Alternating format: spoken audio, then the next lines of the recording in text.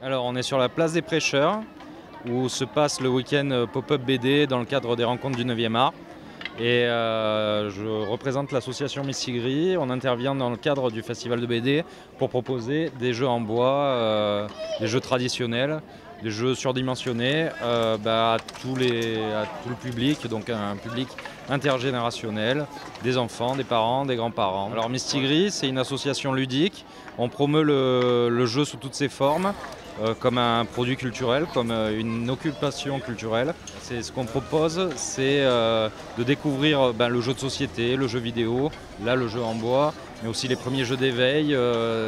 Voilà, et qu'est-ce que ça procure le jeu, comment ça rassemble aussi. Et là, l'avantage des jeux en bois, c'est que c'est des règles simples que tout le monde connaît ou apprend très vite. Et ça nous permet vraiment de jouer tous ensemble très très vite sur une place de ville. C'est aussi ça, c'est investir les places publiques avec les habitants, c'est un petit peu ça le projet. Dites-moi, et malgré le développement du numérique, le jeu en bois, le jeu de société, a toujours sa raison d'être? Oui, il y a un intérêt forcément, parce que aussi, ça nous permet aussi de décrocher du numérique. C'est ce qui plaît dans le bois, toucher le bois, toucher la matière. Ça plaît beaucoup aux enfants, ça plaît beaucoup à tout le monde. Moi, je suis quand même partisan du jeu vidéo, donc je n'aurai pas de critique là-dessus. Après, c'est une éducation à avoir. Je sais que avoir une éducation sur le numérique, c'est compliqué, mais le jeu vidéo peut apporter tout autant que le jeu en bois, que le jeu de société.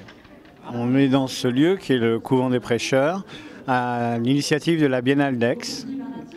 Biennale d'Aix qui est un événement qui va mixer toute une série de propositions culturelles jusqu'au mois de juin pour la première période. Et à cette occasion, les rencontres du 9e art, festival de bande dessinée et arts associés, s'installent dans ce lieu qui était quand même un lieu magique et exceptionnel. Je pense que quand on rentre dans le lieu, le choix s'impose. L'espace, le bâti, l'histoire de ce bâtiment est tellement fort que évidemment on ne peut pas hésiter. Après, c'est vrai que de rentrer dans un lieu qui a été fermé depuis 2015, c'est un pari fou. Mais on a voulu suivre la Biennale dans ce pari fou. Pour une fois que ce couvent est ouvert, donc on a saisi l'occasion. Bon, en même temps, on aime bien la BD, mais on ne connaît pas spécialement les différents auteurs, mais voilà, c'est agréable. Alors vous découvrez ce lieu, quelles sont vos impressions? Qu'il y a du boulot pour restaurer. Oui. Mais sinon, il y a du potentiel. Et c'est un lieu vraiment chargé d'histoire, pour les Aixois notamment, hein. Oui, c'est chargé d'histoire, mais c'est aussi, ça peut être un lieu qui peut être... Bon là, c'est le ministère de la Justice qui l'a racheté, mais on aimerait bien pouvoir en profiter en tant qu'Aixois aussi, quoi. Vous regrettez le musée Picasso? Bien sûr.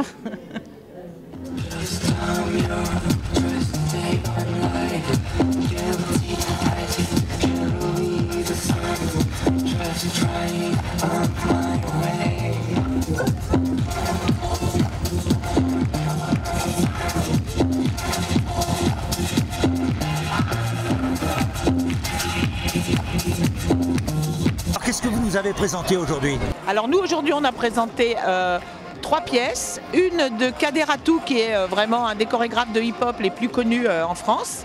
Ensuite on a fait des petites scénettes assez drôles de Nicolas Chéniaud et Claire Leroux qui sont des chorégraphes minimalistes, très comiques et très, très drôles.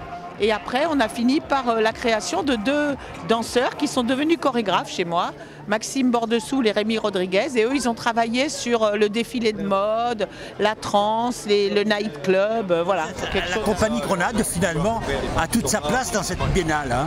Ah bah, j'espère bien, parce que depuis le temps qu'on est là, on est à Aix depuis très longtemps et on fait des choses voilà, depuis des années. Et c'est un vrai régal pour nous, parce que c'est un autre moyen de rencontrer le public. En live, dehors, sous le soleil. Vraiment, c'est quelque chose que j'aime partager. C'est presque plus enivrant parfois que dans les théâtres. Le public suit. Hein, ah bah oui, ils ont même dansé à la fin. On les a fait danser, oui.